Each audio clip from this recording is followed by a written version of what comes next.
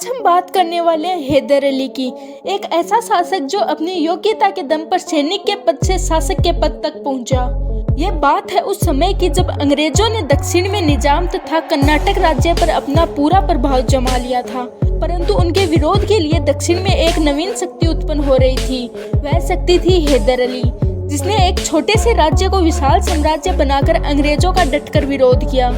अगर उस समय देश की अन्य शक्तियां जैसे मराठा निजाम जैसी शक्तियों ने भी हैदर अली का साथ दिया होता तो आज भारत का इतिहास कुछ और ही होता। हैदर अली का राजा बनने के लिए संघर्ष। हैदर अली का जन्म 1722 ईस्वी में हुआ। हैदर अली के पिता और भाई मैसूर राज्य के सैनिक अधिकारी थे।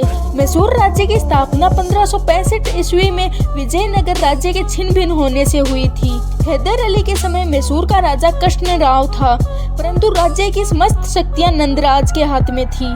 पिता की मृत्यु के बाद हैदर अली उनकी जगह मैसूर की राज्य सेना में भर्ती हो गया और बहुत जल्दी हैदर अली को अपनी योग्यता के कारण 33 वर्ष की आयु में ही डिंडुगल का फौजदार नियुक्त किया गया, जहां पर रहकर हैदर अली ने अपनी सेना में वृद्धि की और आसपास के क्षेत्रों को लूटकर धन एकत्रित किया। उस समय मैसूर राज्य की स्थिति बहुत ही बिगड़ी हुई थी। नंदराज की शक्ति से राज परिवार भी आतंकित था, लेकिन उसी समय वहां पर जन विद्रोह फैल गया और इन सभी परिस्थितियों का लाभ उठाकर हैदर अली ने 1761 में राज्य की संपूर्ण सत्ता को अपने हाथ में ले लिया और हैदराबाद एवं कर्नाटक के उत्तराधिकार युद्धों एवं पानीपत के तीसरे युद्ध में मराठों की पराजय से हैदर अली को अपनी शक्ति बढ़ाने का अवसर मिल गया। हैदर अली का राज्य विस्तार। हैदर अली ने राजा बनते ही अपने राज्य विस्तार को बढ़ाना शुरू कर दिया। 1763 ईस्वी में बेदनूर के राजा की मृत्यु हो गई। राजा के मरते ही सिंहासन की प्राप्ति के लिए दो और उत्तराधिकारी उठ खड़े हुए, लेकिन हैदर अली ने बिना समय गवाए दोनों को पकड़कर मरवा डाला और बेदनपुर का नाम बदलकर हैदरनगर कर दिया गया और अपने विश्वास पात्र व्यक्ति को वहां का शासक नियुक्त कर दिया। हैदर अली ने कोचीन, पालघाट, कालीकट तथा कंडर पर विजय प्राप्त की।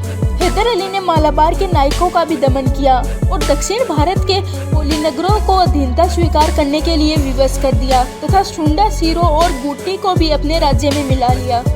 इस प्रकार राज्य की सीमाओं को भारी विस्तार करके हैदर अली अपनी राजधानी श्रीपट्टनम पहुंच गया। हैदर अली व अंग्रेजों के बीच संघर्ष। प्रथम मैसूर युद्ध। हैदर अली की बढ़ती हुई शक्ति अंग्रेजों की ईर्ष्या का प्रमुख कारण बनी।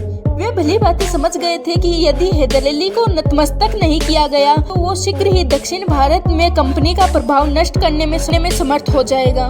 किसी भी स्वाधीन भारतीय नरेश के इस प्रकार बढ़ते हुए बल को उन दिनों अंग्रेज गवारा न कर सकते थे, इसलिए वे तरह तरह से हैदर अली को कुचलने की तदबीरों को करने लगे और इन्हीं हालातों की वजह से हैदर अली के साथ अंग्रेजों का संघर्ष अनिवार्य हो गया था।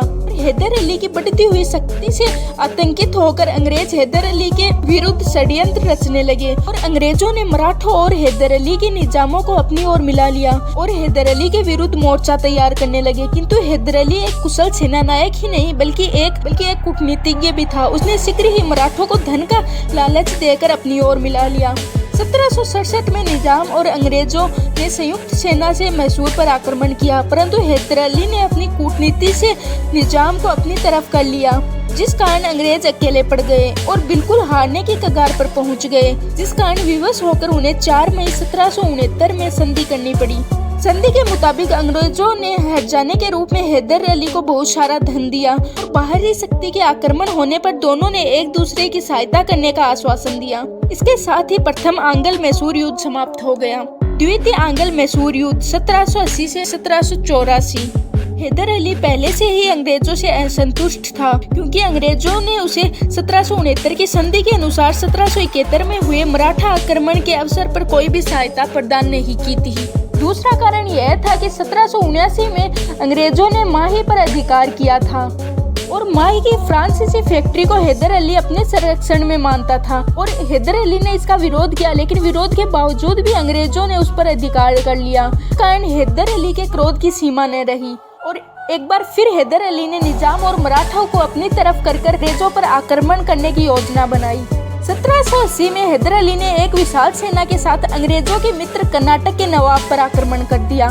अंग्रेजी सेना कर्नाटक की रक्षा के लिए पहले से ही वहां पर तैनात थी, किंतु हैदर अली ने अंग्रेजी सेना को पूरी तरह से पराजित कर दिया और अंग्रेजी सेनापति कर्नल बेली को कैद कर लिया और कर्नाटक की राजधानी अकाट पर अधिकार कर लिया। कर्नाटक का नवाब डरकर वहां से भाग गया और मद्रास में शरण ली। तभी वॉरेन हेस्टिंग ने भारत में स्थित अंग्रेजी सेनाओं के प्रधान सेनापति सर आयरकुट को एक विशाल सेना सहित हैदर अली का सामना करने के लिए भेजा और आयरकुट ने 1781 में हैदर अली को पोटिनिवा के युद्ध में हरा दिया। लेकिन हैदर अली पूरी तरह से पराजित नहीं हुआ था और अंत में 7 सितंबर 1782 में हैदर अली का बीच में ही देहांत हो जाता है। हैदर अली का मूल्यांकन। हैदर अली एक जन्मजात सैनिक, कुशल सेनापति और एक अच्छा कूटनीतिज्ञ था। वह एक साधारण नायक की स्थिति से निकलकर मैसूर का सेनापति और अंत में राजा भी बना। हैदर अली शिक्षित नहीं था, किंतु उसकी बुद्धि कुशाग्र और स्मरण शक्ति तीक्ष्ण थी। वह एक ही समय में कई बातों को ध्यान में रख सकता था। लेकिन इतिहासकार, विशेष की अंग्रेजी इतिहासकारों ने उसके चरित्र व कार्यों की कड़ी निंदा की है। उनमें से कुछ ने तो उसे लुटेरा और दूसरों के राज्य को हस्तगत करने वाला कहा है, परंतु हैदर अली के विषय में यह कहना उचित नहीं होगा, क्योंकि वह जमाना ही ऐसा था जब राज्य और शक्ति इसी तरीके से प्राप्त की जाती थी। जिन परिस्थितियों से हैदर अली ने मैसूर राज्य का निर्माण किया था वह काबिले तारीफ था।